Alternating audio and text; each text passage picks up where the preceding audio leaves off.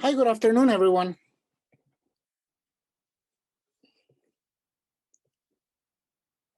I am joined today by Dr. Gabriela Sanguineti, who is our outreach and program and outreach coordinator at PRISM.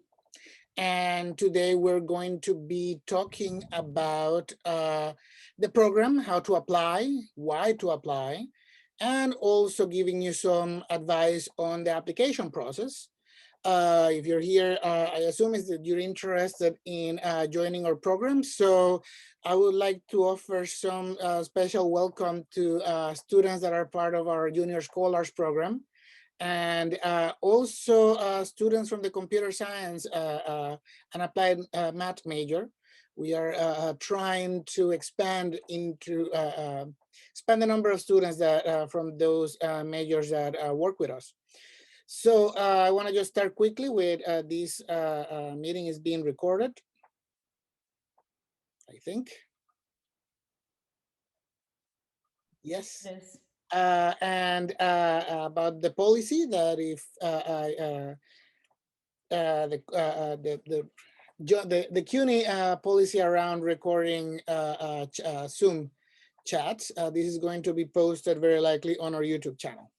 Okay. So again, today we're going to be talking about our undergraduate research program. The application has opened and will be open at least until end of April. At John Jay, we have 5 different science majors, and the PRISM program and our different initiatives work with all of them: forensic science, applied math, computer science and information security, cell and molecular biology, and also with toxicology. PRISM was founded 14 years ago to promote scientific excellence and achievement through hands-on learning. The purpose was to provide an opportunity to our students to learn about the process of science outside of the classroom, and also so that they would receive one-on-one mentorship from our faculty.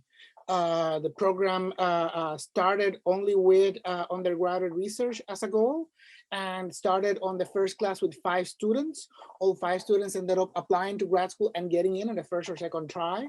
And since then, we have expanded. Right now, every year, we have between 35 and 45 students. So that was back then. Now, PRISM has expanded to hosting various initiatives for science and math students at the college. The undergraduate research program is what PRISM was originally founded on. And this program, the aim is, again, to provide opportunities for you guys to learn about the process of science outside of the classroom by performing mentor-led research with our faculty members. And that is part of the program and a requirement to be part of the program. The other part of the program, which is what Dr. Sanguinetti and I take care of, is helping you learn skills and practice skills that are important for a science professional that are typically not taught in the classroom and cannot be taught in the lab, primarily scientific communication and also professional development skills. Our other program, the Junior Scholars Program, is funded by New York State through a collegiate science and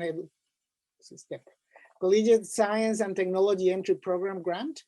Junior Scholars is an academic support and achievement program. Our goal is to ensure the students that are eligible under New York State guidelines succeed at John Jay, complete their majors, and that receive enough support during their academic career and their tenure at John Jay, so that they can prepare themselves to what comes after John Jay. And in that program, students do tutoring, receive personalized academic advisement, professional development advisement and activities with Dr. Sanguinetti or I. And also we have recurrent workshops about various topics from personal wellness. We have one this week, I think it is, or next week, about financial literacy, for example. Others about study skills, and different topics, again, to help you succeed while you're at John Jay. We no longer have manage the STEM scholarship, but we do work with the CUNY Justice Academy, with students that enroll in the CUNY Justice Academy for Forensic Science and begin their college at one of the CUNY community colleges and transfer here. We offer them advisement while they are at the community college and help them do the transition so that they land with both their feet when they arrive at John Jay. So the PRISM Undergraduate Research Program groups our activities or initiatives around undergraduate research. I'd like to first start with a quick definition of what is research and why you should be interested. Research is more than just learning about a particular topic. If you want to learn about a particular topic, you take a class, you spend some time in the library, you can do some research in the library, but the research that we are doing here is more hands-on and more defined towards pushing the boundaries of science or your discipline. Research happens here, not here. Research is not what happens in the bench. It's not about simply pipetting or doing technical aspects. Research is about asking questions, figuring out how to ask questions effectively, how to come up with a possible answer, and how to design an experiment that will test that possible answer to see if you got it right or not. That's what research is. So it happens here. The experiment part happens in the lab. It is important. I'll admit it, is the fun part. But frankly, anyone with some minimum of training can do that part. Research, again, is about coming up with that hypothesis and designing an experiment that has enough controls, that measures the right variables, and that gets you an answer that actually answers that question. Conducting research is really good because it helps you to gather and analyze information on a particular topic, regardless of what that topic is, and figure out how to ask answerable questions that you might have or that have not ever been answered. Undergraduate research experiences are a requirement to admission to most doctoral programs, and definitely can help you improve your chances of gaining admission to other types of postgraduate programs like medical school, professional school. I say this with the disclaimer that the reason why it's a requirement for doctoral programs is because doctoral students do research. And by having a requirement that the students have done research before, you can demonstrate that you can do it. For medical school, does it help? Yeah, potentially if it's part of your story of what you're going to be telling in your application. But what medical schools want to see is, do you understand what is the profession of medicine? Physicians don't do research. What they do is diagnose. So it is very important that the student has a good background in what is a good background in clinical experiences where they observe the day-to-day of the medical profession. So it's not one or the other, or one or the other is better. It depends on what do you want to do, if research will help you. I am also the pre-health advisor for John Jay. So for those of you who are going to ask me, I'm planning to apply to medical school and I have to do research, so I have to get in here. No, not really. You don't have to do research. Do research only if you're interested, if you're passionate about it. If not, you're just going to be spending a lot of time suffering through all the exercises we're going to throw at you, the additional amount of work that you could be spending in a hospital actually seeing what is the practice of medicine. So make the decision. And if you're planning to apply to medical school, make sure, or to any type of healthcare profession, make sure you make a one-on-one appointment with me to discuss this. Undergraduate researchers in PRISM are eligible to receive a monetary stipend that ranges between $2,500 to $3,500 a year. I cannot give you an amount. I have a pot of money and a number of students, and what I do is I split it between them. Your mentors under who you're working with get some funds for supplies to help pay for the research that you're doing. Research is very expensive. And also they are eligible to apply and get preference to apply for equipment fund. So a lot of the research equipment on campus was purchased by us for the faculty members that work with our students. We regularly have funds to cover travel reimbursement for our students to attend conferences, to present their research, or to do career exploration, depending. That is on a one-on-one basis, and the student, if they're interested, need to talk to me as soon as possible to make sure I have the money. Telling me afterward or a week before doesn't work, because by then I might not have the money. So we also have some funds to help you with professional school entrance exams like the GRE or the MCAT, and also to pay for the application process. Those are set by eligibility by New York State, so it depends if you're eligible or not. We also provide you one-on-one assistance on any academic matters from the PRISM staff.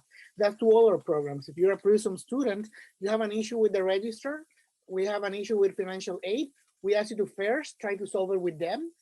If you hit a wall, then you come to us and we try to figure out how, if we can help you, and how, and who you should be talking to.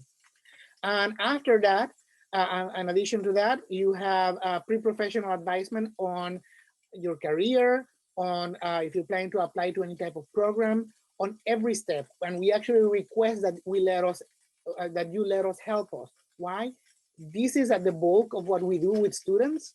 Both Dr. Sanguineti and I were very involved in this process while we were in grad school, while we were in our postdocs.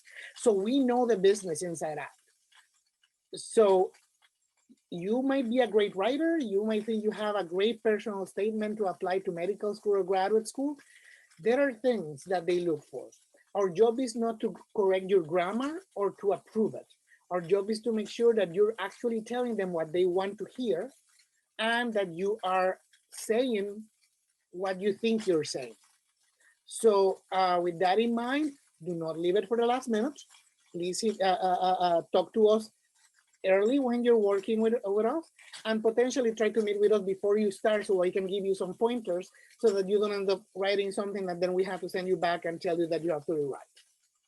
By the way, we provide this service to pretty much any science and math student in the college. Students in our program, it's not that they get preference, but they get hit over the head to talk to us. Any other student, as long as you tell us with time, don't leave it for the last minute, you're always welcome to talk. We will work with you on any of this.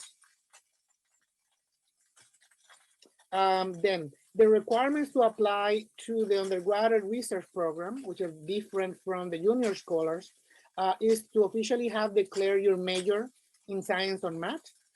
You must maintain a science major a minimum of 2.5 or a 3.0 for computer science and applied math majors. I would like to preface this, or actually to mention, PRISM, none of our initiatives are an honors program. We don't look first at the GPA. The reason why we look at the GPA is because we know what a student that is in academically a little bit iffy, what they look like when you're looking at the numbers. We also look what are the requirements of your majors, and we also know what are the many things we're going to require of you as part of the program. Remember, one of the requirements of the program is that you're actively involved in research. The other requirements are all that I will discuss in a bit, is all stuff that you do with us in the program. It will take extra time. And I will tell you right now, I am annoying as hell. I will email you and then email you again and email you until I get a response for you and make sure that you're doing what you told us that you were going to be doing. So signing up to be part of the program shouldn't be just done because you're interested. You're making a commitment to us. We are flexible. We will work with you. We understand that shit happens. We understand, particularly now where we are right now on this particular scenario that we're all facing. We know stuff happens.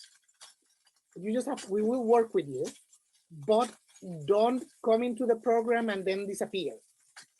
You need to let us help you. Regularly, the spread of GPAs on students from our programs range from 2.5 to 3.0.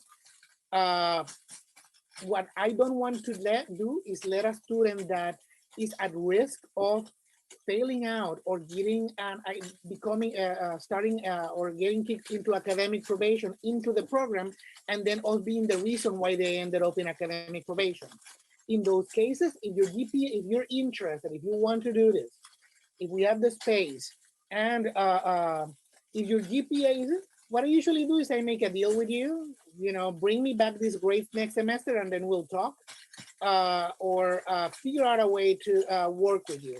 So it's also not a dead sentence, but If I feel that being part of the program is going to hurt you, I'm not gonna let you in. Not because I don't like you, not because I think less of you, it's because I don't want you guys to fail out. I don't want you guys to get put on probation. And not only that, I don't want to be the responsible party for that to happen. Then you must have completed at least at a minimum all 100 level core science coursework for science. So uh, biology 101 to 104 and chemistry 101, 104, preferably organic chemistry, though it's not a requirement. So if you're a freshman and you're interested, apply, we'll see. We usually every year we have 2 or 3 freshmen that apply and get in. But and you must have completed this by the end of at least next summer, this summer, for and with a grade of C or above. For computer science students, for computer science or applied math computers, we expect at a minimum having taken object-oriented computing with a B or above, or a B minus or above, and that course was identified by the faculty. If you're planning to take it over the summer or next spring or next fall, we can talk. Again, we're flexible in these requirements, but there are reasons why we require this. For the science students, it's because we want to make sure you have covered the basic techniques and also basic lab safety before you join a research lab, because there's not going to be that much time for you to learn that. We expect you to, in the next first semester in the program, to come up to, with help of your mentor, develop your project and get started on it. For computer science, most faculty members indicated to us that this class teaches the basis that most research in computer science is based on. So we expect you to have taken and done well in the class. You should have identified a faculty mentor, and you should do that preferably before you fill out your application, but definitely before you meet with us as part of the application process. You should have an idea. So coming to us and telling us, I want to be part of the program, but I don't know anything, I haven't talked to anyone, is not, that's a non-starter.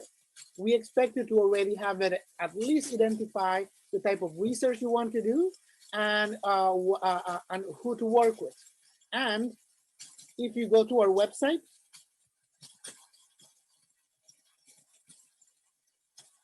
and go on this tab, faculty and research mentors, you're gonna find an updated list of other faculty mentors that have links to their webpage. We should tell them a little bit about them, point publications of the latest research they did, give you their contact information so you can talk to them. You should talk to them because they're the ones that will tell you if they're looking for students or not. And then the last eligibility would be that you should be ready to join the lab and join actively the research either this summer or next fall. As you're part of the program, we keep you informed of any changes or anything related to the program. By the way, hold on. There's a lot more information on our website that you should be looking into. For example, if you go to our programs, it will give you more information about the undergraduate research program, and the link to apply is here. Go over again over the eligibility requirements, some other notices, and if you apply, when you open the link, it will give you a definition or a description of what the application is going to require that you should read before you start. It will give you some keys to apply. We no longer produce the newsletters, but we email you regularly with either updates about the program, invitations to events, or information that we find out that you should know about internships, programs for undergraduate researchers inside or outside. If you're part of the science department and one of the science major, you already get some of those emails. Students in the PRISM Undergraduate Research Program get about twice the amount of emails. So be aware, again, I'll be the first one to tell you, I am annoying. I will email you constantly because I want to make sure that you have access to the information that you need. And I know I'm the one that have the information, so I want to make sure that you pass it along. So please make sure that you are, if you end up being part of the program, you end up reading the emails. Some of them will be information, some of them you need to do this and this is the deadline. And finally, the Facebook page we haven't updated in quite a while. We do have a Twitter account and an Instagram account in which we post our events and information and stuff like that you should follow us. Then, to maintain your status as undergraduate research, as an undergraduate researcher on the program, we expect you to maintain a GPA of around 2.5, meaning that you shouldn't be on academic probation. If that happens, then you need to tell me as soon as possible so we can figure out how to help you. You should be meeting regularly with your mentor, and you should be planning to participate in research activities with them approximately 100 hours per week. I'm sorry, 10 hours per week. The requirement in terms of amount of time spent in the lab is between you and your mentor. What we require of the mentors is that they design a project for you and with you that will take you around 100 hours every term. Consistent with the term, it consists of 3 groups of 15 weeks. So when are you in the lab? How often? At what times are between you and your mentors? The expectation of the program is that the project will take around 100 hours per term. We have regular events that you are expected and required to attend. We have a monthly meeting series that you are required to attend. Failure to attend has consequences, like makes you ineligible to receive funding on the next term.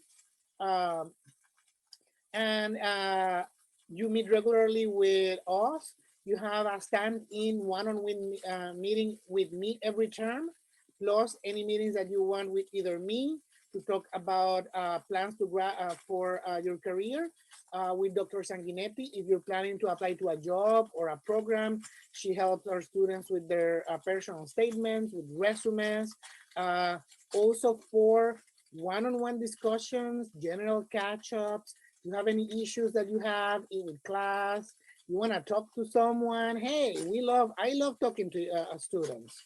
I have blocked 2 hours every day that are open for students to make appointments with me. And anytime our students can just, again, come to our website and they just have to come here, and this will allow you to make an appointment with any staffer in our program. Okay, it will give you the times that we have free to meet with you guys.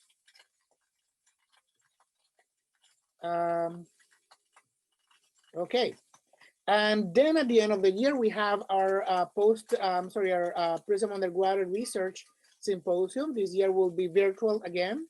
Will take place on May 30th. And if you're interested of learning more about the type of research that our students do, last year was virtual and all of it is in our YouTube channel, which you just look at for PRISM at John Jay College. And we have all the sessions from last year. You can learn about them. There's a split by sessions, and each session is a different topic. And they have the different talks from our students. Curie, and I will be serving as your lineage. We now have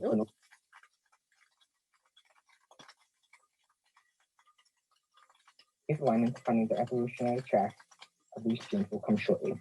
The scores shown help visualize how well the chimp and the human microRNA align. Unfortunately, the scores here.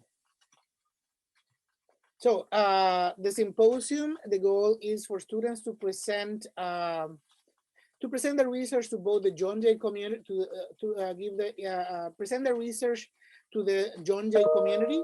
It is the largest event during John Jay's Research and Creativity Expo. And this year will take place on April 30th in the afternoon. So just in general, I want to go quickly over what does a year as part of the program looks like. Actually, before I move on to that, any questions so far? You can use the chat function or you can just turn on the volume and ask it. What this is for Deep Baldeo. I was just asking a question. What about like for me, I'm a transfer student. Well, not like I transferred my major at John Jay from computer science towards forensic science. So I was like wondering how would I fit into that category? Because I do realize that I still haven't completed my 104s uh requirements, and like I'm still interested in applying for PRISM because like my biology professor, Professor Lau, recommended me to like join this program because of like a discussion we had last semester regarding like participation in the science community in general. Um, I think welcome to the major, welcome to the science department. I'm a part of the staff there. When are you expecting to finish your 101, 102, 103, 104s? I guess by next semester, definitely because I'm already on 102, and next semester I'm going to be on 103, then 104. Here is my advice. Uh, One of the hardest parts, particularly in forensic science, the forensic science major, is getting over the hump of those classes. And then after that, organic chemistry, which are the two, it is where a lot of our students end up having issues and then dropping out of the major. So my advice would be right now, we can, we have again various initiatives. I think you should consider joining the Junior Scholars Project program this year, and you should send me an email right now so I can put you in touch with the right people, and so that you get your support there, and then waiting a year and applying next spring. You do not need to be part of the PRISM Undergraduate Research Program to join a research lab. You can do so now. You just have to contact the faculty mentors and tell them, I'm interested in your research. I'm going to be applied to PRISM next year, potentially. Can I start joining your group whenever you guys meet? Can start talking to you about potentially joining your lab? Take the slow route. By the time that you apply next year, you already will have a lab and a good idea of what your project is. On my book, that puts you on top of the students that I want to let into the program. Why? I don't have to worry about you finding a lab. I don't have to worry about you knowing what is it that you're going to be doing. You're already on your way there. So the Junior Scholars Program, again, it has some weird eligibility requirements. So I'll put you in touch if you send me an email. And by the way,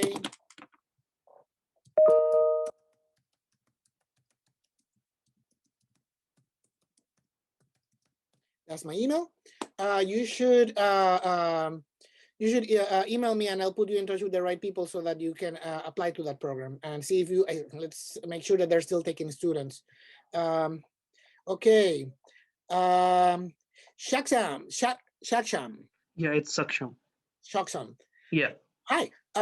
Yes, the one thing you can be part of the program, you can take care of any opportunities that we have. The one thing I cannot give you is give you money. Why? Okay.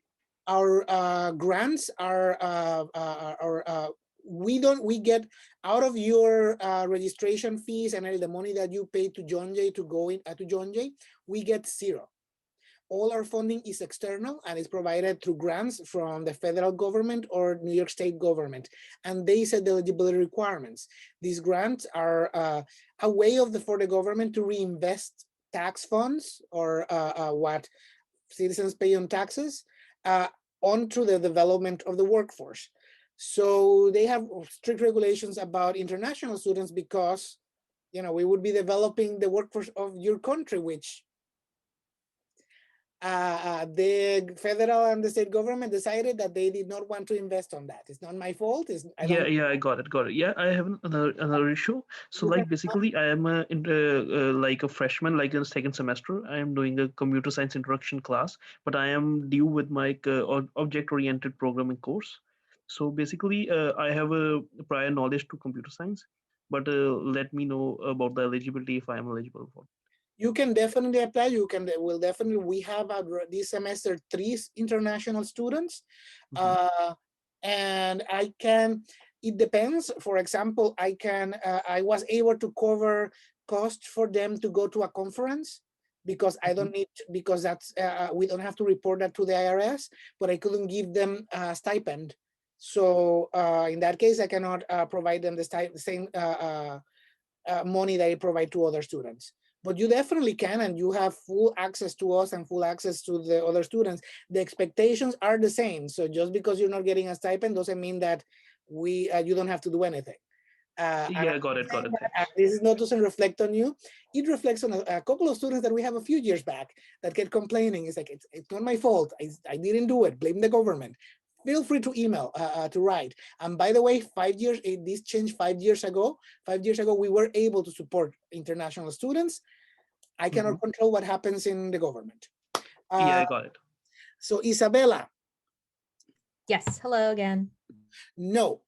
We're all going through COVID and this, and I wouldn't hold you responsible for not being able to be in the lab. So don't worry about it. Okay, thank you. You should, in other words, the classes should, and the online lab should give you enough experience so that when you join a research lab, you don't set yourself on fire or set the lab on fire. And knowing that our office is right next to the research labs, I don't want to be the first one to die if one of you set up an explosion. So I'm very, very strict about lab safety. So don't worry about, we're all going through this. So don't think too hard about how this is going to impact you, even moving forward. I think that we're all very conscious of it. Kilola, hi. Hi, Professor.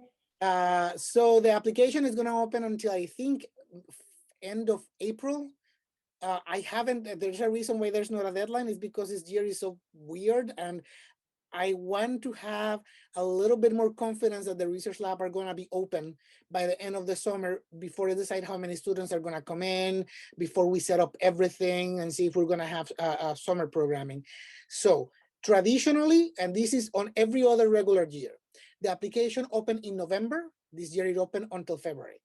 It closes on February 15, it's February 18, and it's been open only a week. And then we start interviewing students in March, have decisions by April, expecting the students to start on the summer. This year, we opened in February.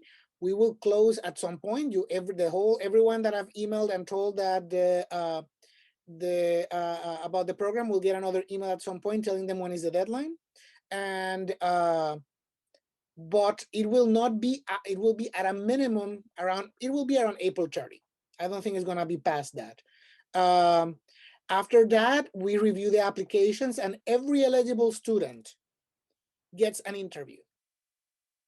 The interview is to get to know you, figure out what are your interests, and make sure that the program, what you expect of the program meets what you should be expecting and what we expect of you. Also because the program, every year we get around 2-3 applications per spot. We're limited by funds and also by space. There's so many labs. So the one thing I will tell you, and this is what you guys get for actually coming to this event, is this year 2/3 of the program are about to graduate. So I'm going to have a lot of spots. So I'm really looking for students to join. So after the interview, me and Dr. Sanguineti sit down and talk about all of you guys and start deciding one by one which ones we think are ready to join. Again, please remember, you don't have to be part of the program to join a research lab. The program, again, is to help you prepare and to give you, help you develop additional skills that will help you in your career as a scientist. On top of the research, if you're interested just on doing research, you can always join a lab. Okay, so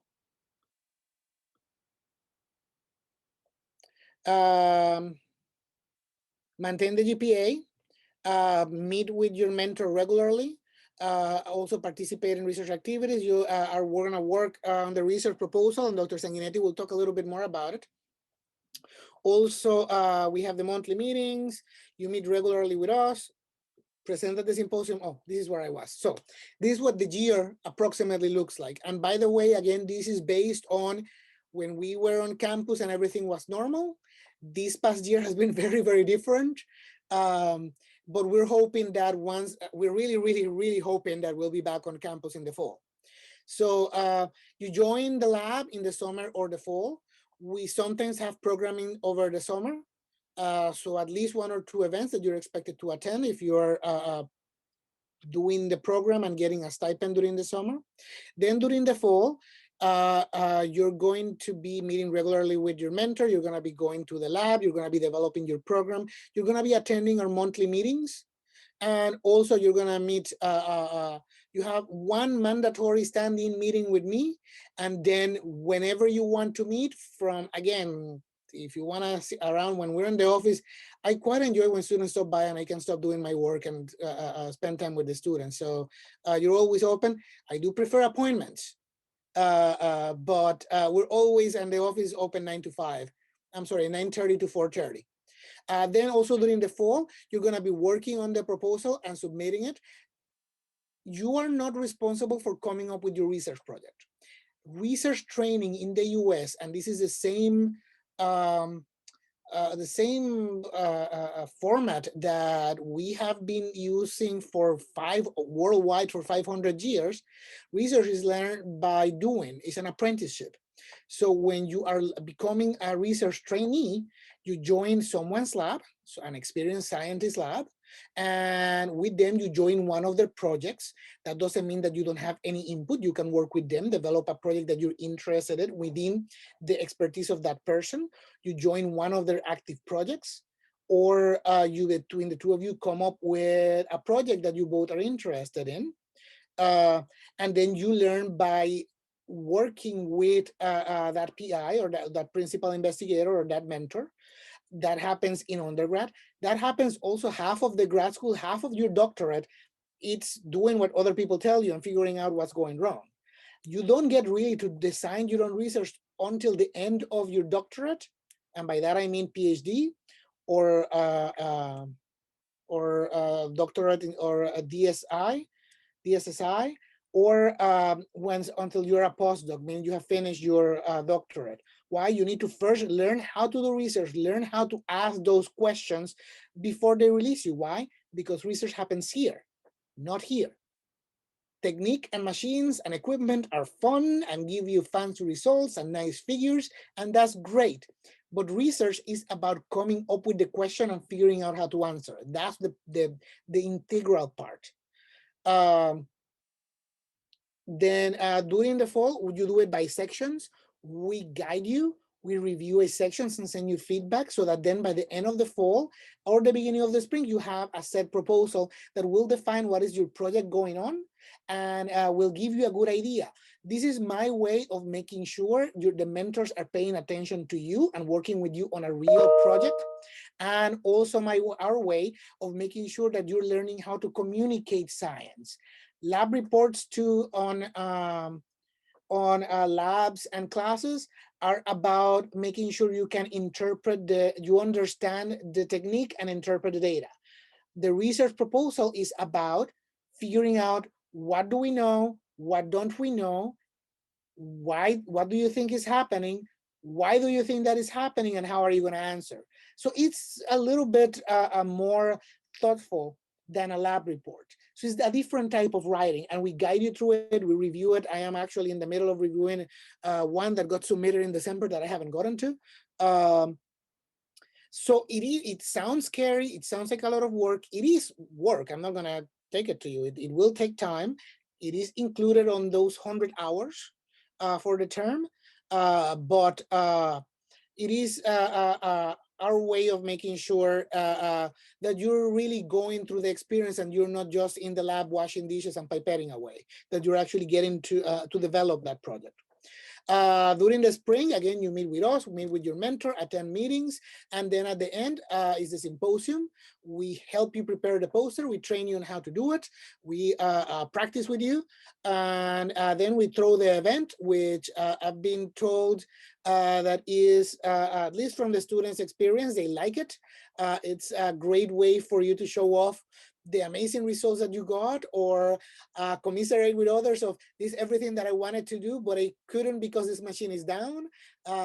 We invite all freshmen. We ask faculty to give you guys bonus points to attend, so you learn about the research being done at John Jay, which the stuff that we do here, it's freaking amazing. So, and you want to make sure that you can, also during that day, we invite alumni. Every year we have a keynote of an alumni that has gone on and gotten a postgraduate degree to talk about their career and talk about what they have learned throughout that time. Also, we select our outstanding undergraduate researcher, which is one among the students of the program, to that give a half an hour hard research presentation to the audience. And then the poster session, we have awards, we have food on normal years. This year will be on Zoom again. Okay. And then, so that is the first year.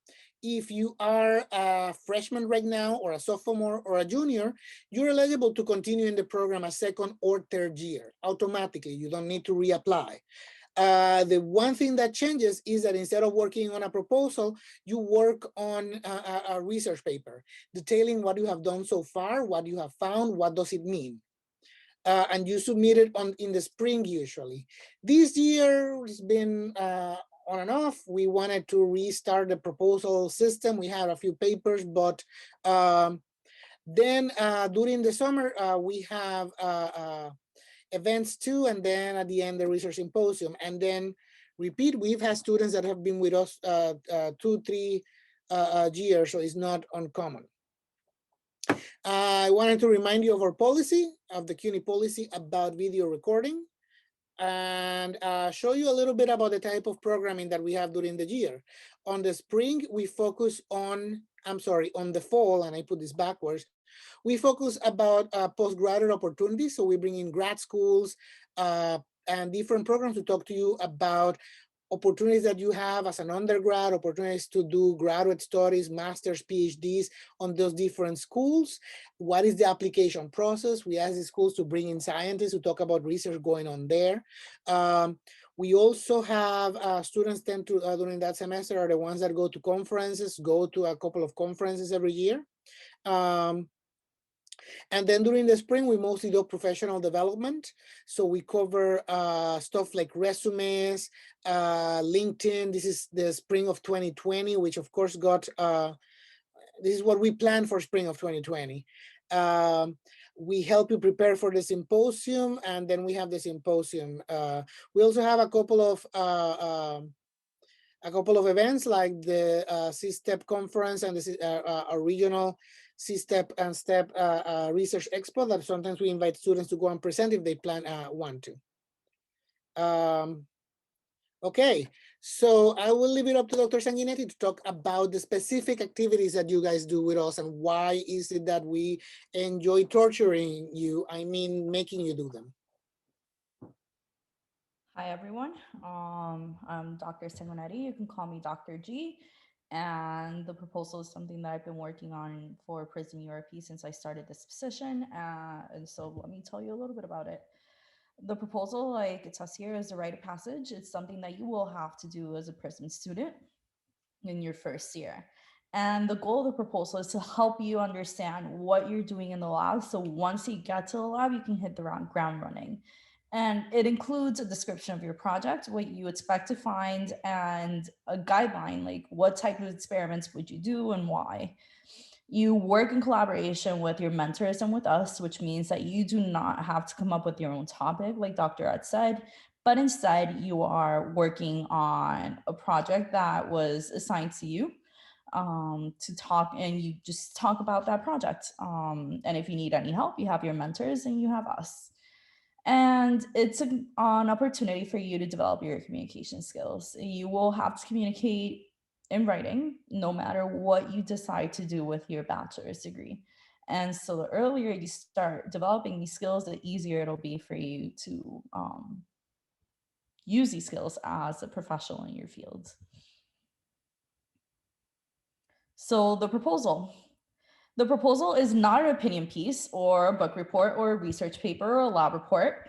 It's a persuasive document. So it basically, you have an audience, in this case, somebody who's reviewing your proposal, and you have to convince them that the research problem you're targeting is important, that what you plan to do is based on what's been done before, based on literature findings, and what you hope to find is something that will help move your field forward.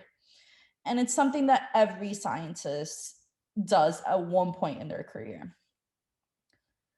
And like I mentioned before, the proposal is not something you have to come up with yourself. It's something, the topic of the proposal is based on your research project. So it'll be given to you, although you will have an opportunity, if you decide that that's what you want to do, to influence what you want to do.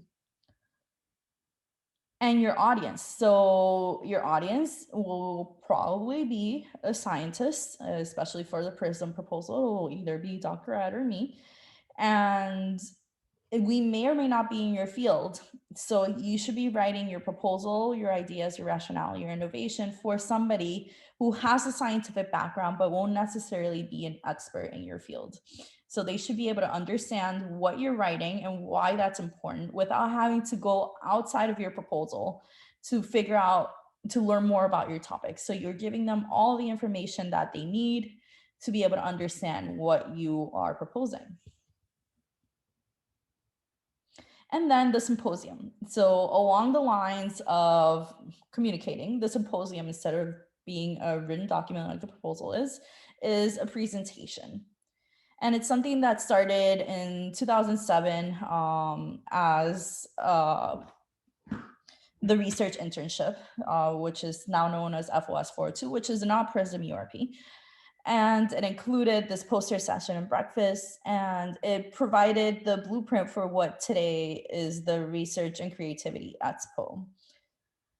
And it includes your friends and families, returning alumni, grad school reps. We have people from Weill Cornell come on NYU. We've had from Einstein. And we have also college, university staff, and employers. And it includes, it's about celebrating your achievement as an undergraduate researcher. It includes a keynote, which is an alumni, in our case, an alumni of the program, who I think in all years past has been somebody who has graduated from John Jay, who's been part of PRISM Europe and has their PhD. It also has the Outstanding Undergraduate Researcher, which is a student that is nominated by their faculty mentors, and an outside committee looks at them and chooses them. And this person gives an actual research talk to the entire audience. There's a poster session where everybody gets to talk about their research in the poster. And it's very much like think of a PowerPoint presentation, but in a poster printed out, where you talk about what you're doing, why you're doing it, how you're doing it, what you found, and what that means, and what your next steps would be. And of course, there's awards, dinner, and cake. And usually no, we have at the same time the symposium happens, we have the Chronicle, and this is published every year. And it includes your bio, whoever's part of the program, a bio with a little bit about yourself, why you like science, and a research blurb, a couple sentences that is geared towards a general audience. And along those lines, the proposal is also about for a general audience, because while you may have scientists, you also have friends and family and other undergrads that are interested in learning more about the research. So this is what the Chronicle looks like. So you can see it's their name, title, who they work with, a little bit of why they wanted to do science, and another little bit of what they're doing in the lab.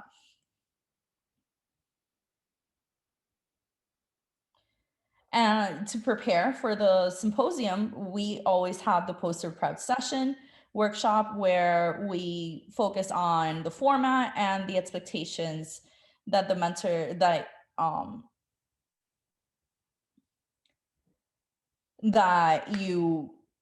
so let me start over.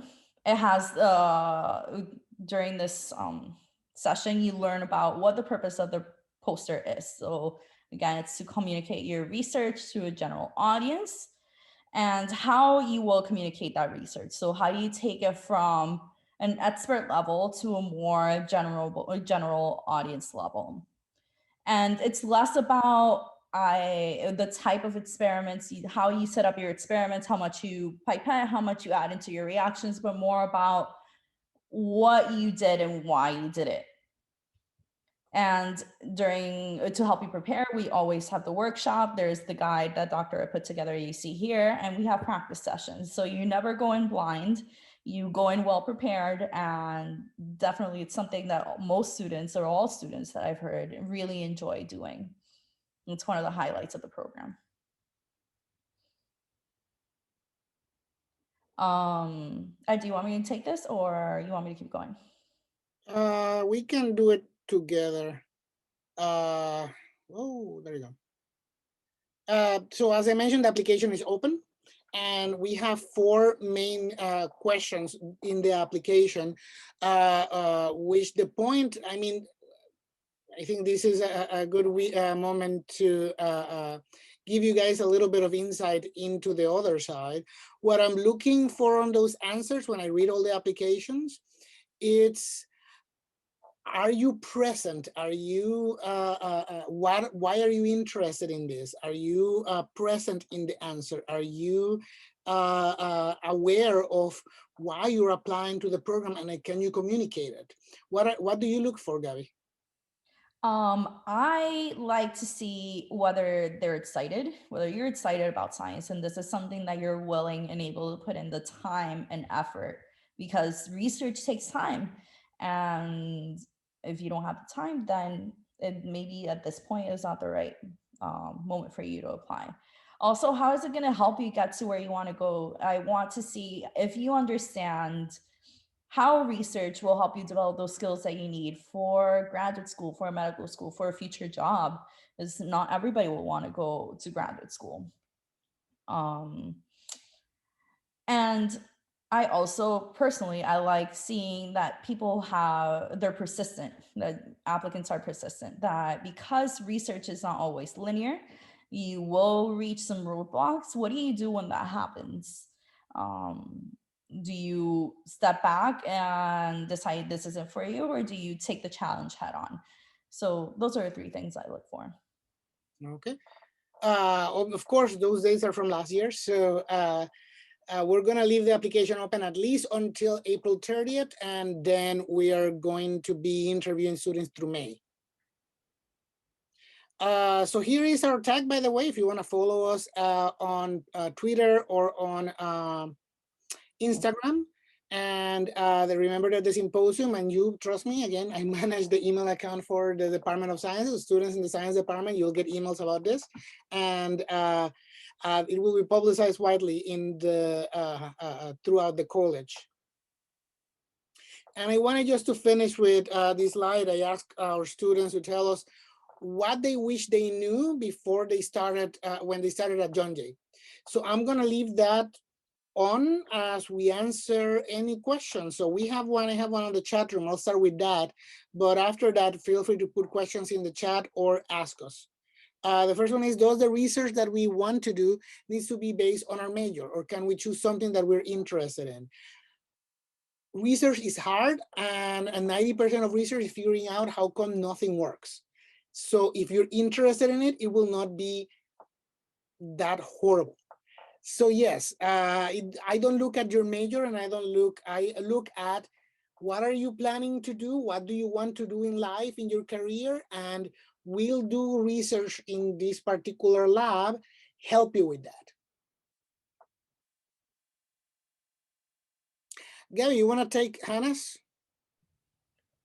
Yeah, for sure. Do you have any recommendations for how to reach out to different labs? Like how to format the email, what to include in that email? Of course. So the first thing I would recommend you do is think about your audience. And this is something that you'll learn through the proposal. Who is your audience? Your audience is a faculty mentor that has a lot of other things going on, right? So you want to be succinct, but you also want to show them that you're interested. So how do you show them that you're interested? So the first thing you need to do is prepare. you need to read about their research. Like Dr. Ed showed in our website, there's a list of faculty mentors. I recommend that you go through that list, click on their profiles, and read what their research is about. And write down a couple things, 3 things, or 1 thing that really stands out to you. Then you write down their email and go onto a Word document and start writing your email. Dear Dr.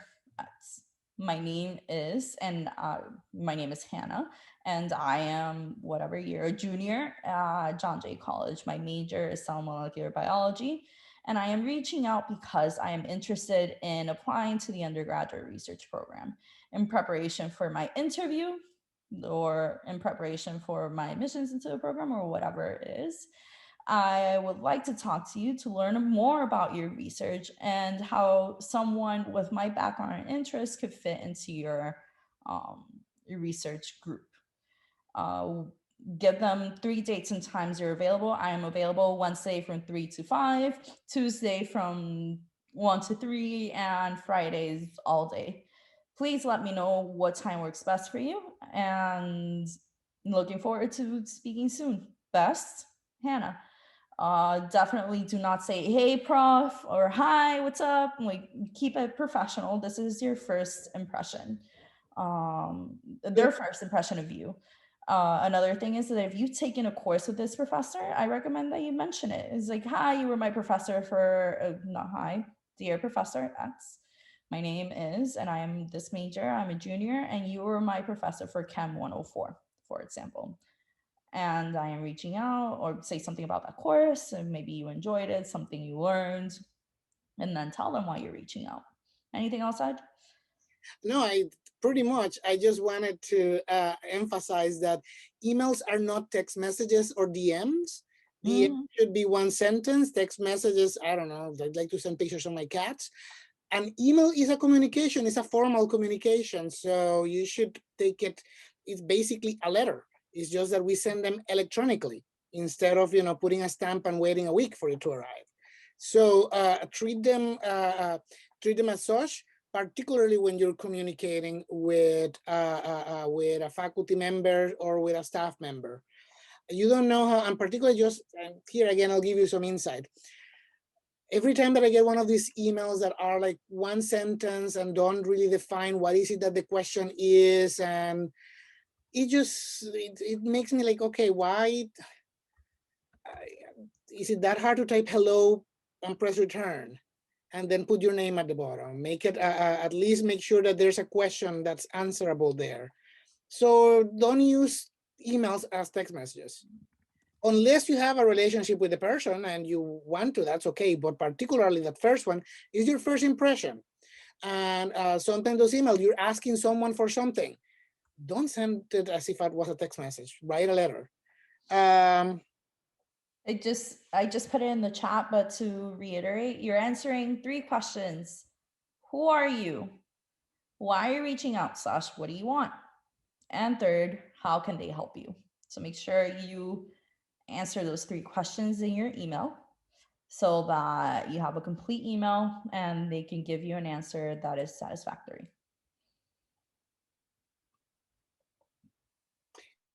Any more questions? There's one about you cannot be a junior scholar and an undergraduate researcher at the same time. Yeah. This is true. And the reason it's true is because we have, like Dr. Ed mentioned, the funding agencies. And so you cannot get a stipend for being a junior scholar and an undergraduate researcher from the same funding agency. Anything else, Ed, to add to that? Yeah, no, the reason is administrative. That doesn't mean that you cannot have access to Erica as an academic advisor. You're gonna have the same level of access to us. You can still go to tutoring. And not only that, most PRISM events are open to the whole college. So that's why occasionally you get emails about them also from me, even if you're not part of one of our programs. So it depends on the activities. Okay, particularly some of the URP are a little bit more private. So those are just for students in the program, particularly when we're going to discuss something in specific about the program. But when we have outside speakers, we always invite, open it up to everyone. So you can still go to the Junior Scholars events. You can, in particular when we're on campus, you can come to all our events. There's always food. At a minimum, you'll get fed. We like it when you guys come to our events. But the reason is mostly administrative, and it's because we cannot give you 2 stipends from different programs at the same time.